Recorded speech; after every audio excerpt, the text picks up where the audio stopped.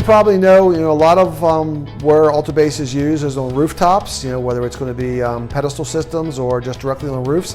And there's always a concern about wind uplift. And for the most part, the installers around the country are installing directly onto the roof. And we're the manufacturers of the product. It's up really up to the engineers and the installers to decide things like, is the product going to perform with the proper uplift? And we can only, there's so many scenarios out there.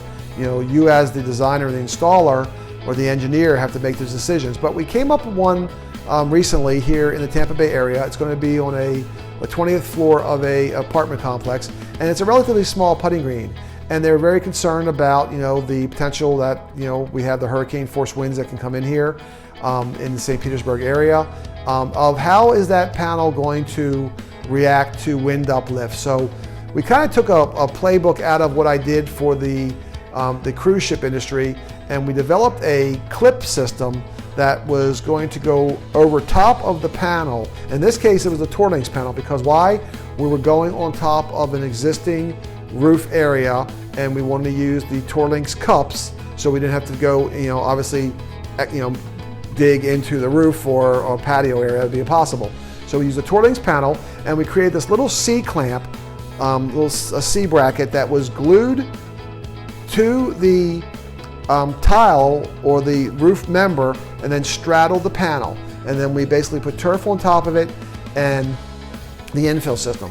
This was then taken to a lab that specializes in wind lift, and we got the report back the other day, and we were very pleased by what we saw. This panel system that we developed was able to withstand 160 mile an hour winds for 15 minutes. Now the test was 2 hours long, started like 110 miles per hour, jumped up to 120, 130, ended at 160. That was wind blowing directly across the panel. And it did not move and break free from the little aluminum brackets that we created that were only really about that big, and every third or fourth panel it locked in. So it worked incredibly well. We've got video, we've got a report that shows those test results. So if you're in a situation where you've got to secure the panels down to a roof area, call us, check with us. We can get you some information from this report, let you see what we did.